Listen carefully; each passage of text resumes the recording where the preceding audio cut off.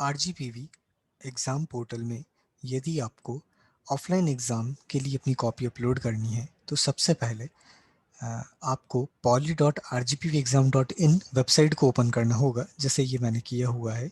तो एक home page आपको दिखेगा। इस होम पेज पर कुछ इंस्ट्रक्शंस होंगे, उन इंस्ट्रक्शंस को आप केयरफुली रीड कर लें। अभी मैं लॉगिन बटन पर क्लिक कर देता हूँ क्योंकि मैं पहले से रजिस्टर्ड एक स्टूडेंट हूँ। मैंने अपनी एक आईडी यहाँ पर क्रिएट की हुई थी, तो मैंने यहाँ पर लॉगिन बटन पर क्लिक किया। मेरी एक डमी आईडी यहाँ पर क्रिएटेड है। मैं यहाँ पर अपना एनरोलमेंट नंबर ऐड कर देता हूँ। ये मैंने अपना एनरोलमेंट नंबर पेस्ट किया और मैं अपना पासवर्ड लिख देता हूँ।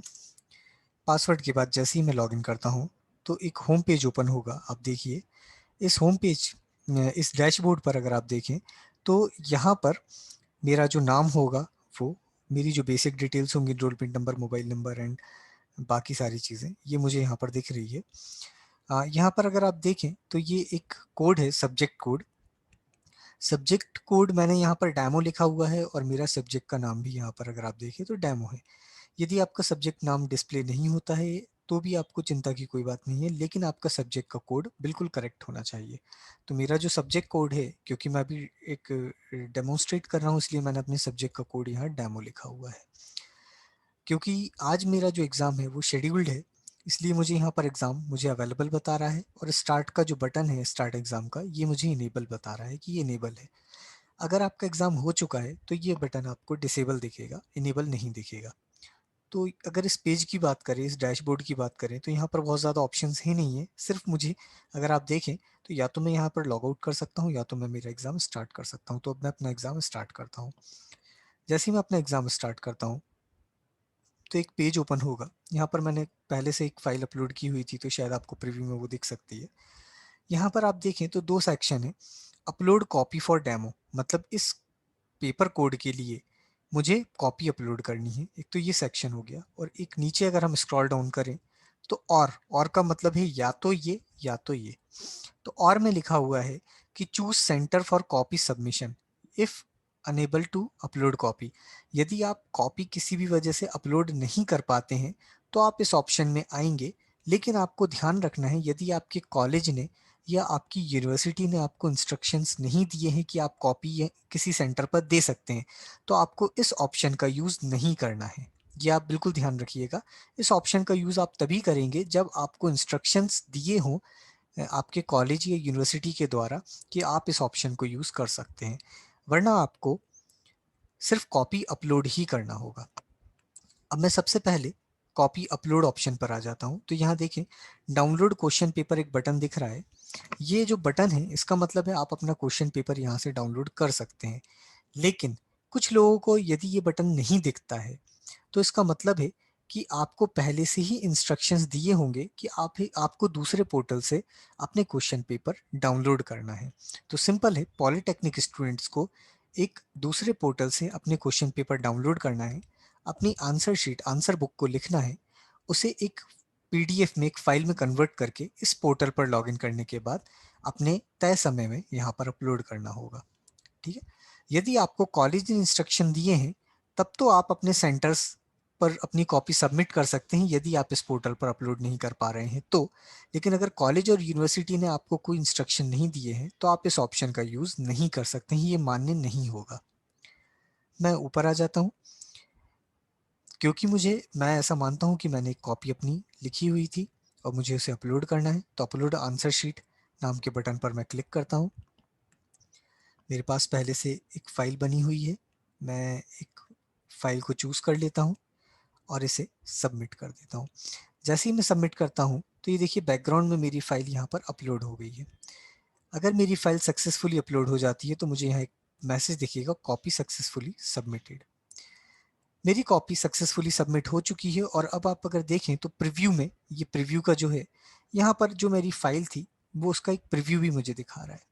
यदि मैं चाहूँ तो मैं इस फाइल को चेंज भी कर सकता हूँ। मैं अपलोड आंसर शीट, मुझे लगता है इस फाइल में कोई प्रॉब्लम थी तो मैं दूसरी फाइल को अपलोड कर सकता हूँ।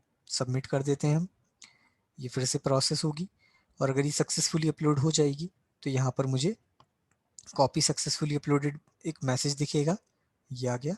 और अब मेरा जो प्रीव्यू होगा वो ऑटोमेटिकली मेरा जो पुरानी फाइल थी उसके अकॉर्डिंग रिप्लेस हो जाएगा।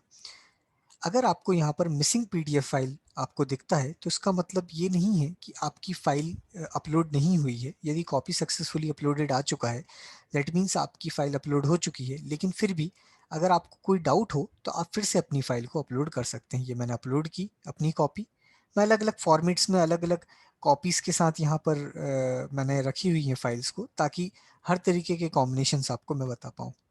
ठीक, तो आप अपनी फाइल को अपलोड कर दीजिएगा।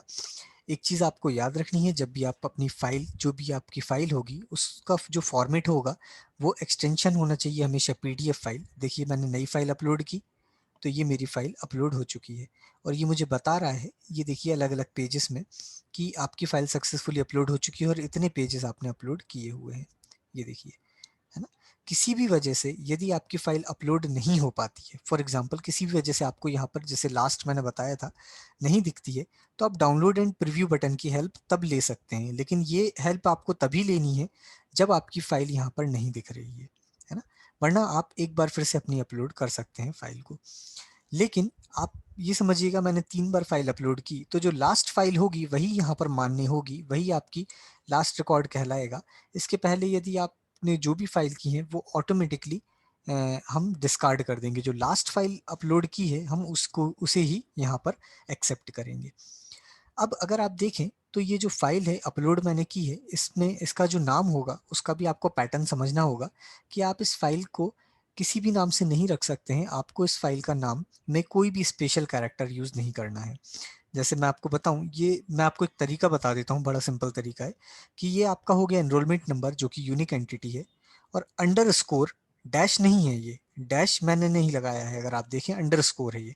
अंडर स्कोर मैंने अपना पेपर कोड दे दिया, फॉर एग्जांपल पेपर कोड मेरा होगा 6443, तो मैंने यहाँ पर अपना पेपर कोड दे दिया।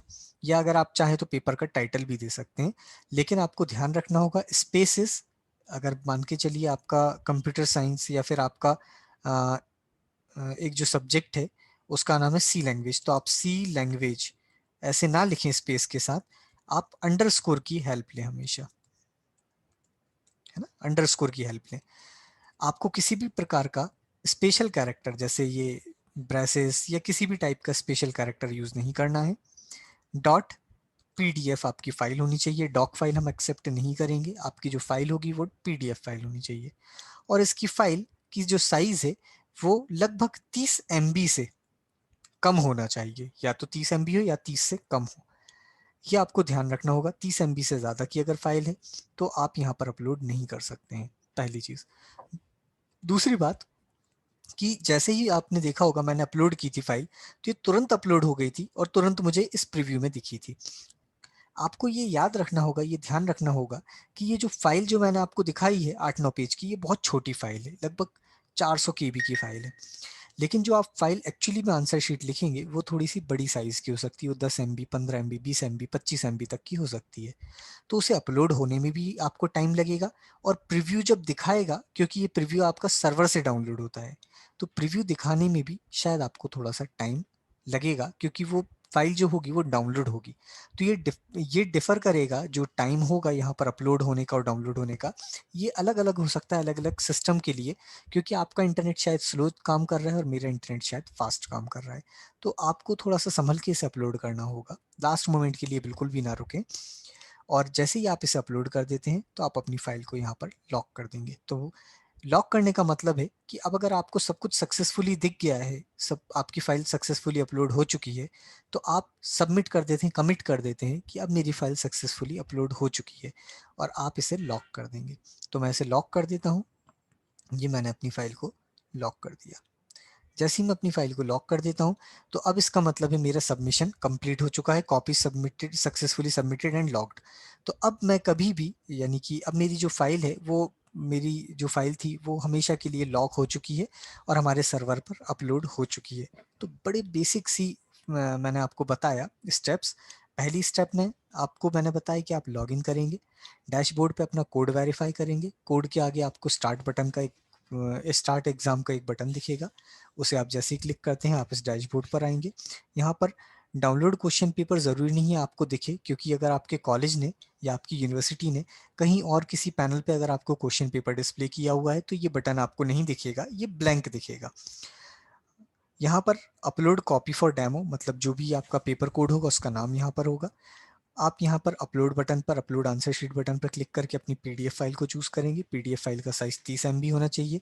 नाम यूनिक हो, आपका एनरोलमेंट नंबर, पेपर कोड और अंडरस्कोर हो, स्पेशल कैरेक्टर ना हो, 30 MB की फाइल हो, फाइल का टाइप पीडीएफ हो।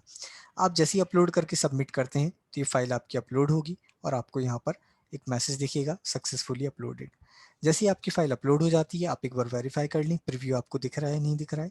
प्रीव्यू दिखने में यदि कोई भी समस्या आती है तो आप अपनी फाइल को एक बार फिर से अपलोड करके रीट्राई कर सकते हैं। तब भी आपको कोई समस्या आती है तो आप डाउनलोड एंड प्रीव्यू पर भी क्लिक करके एक बार चेक कर सकते हैं। ये लास्ट ऑप्शन है, डाउनलोड एंड प्रीव्यू।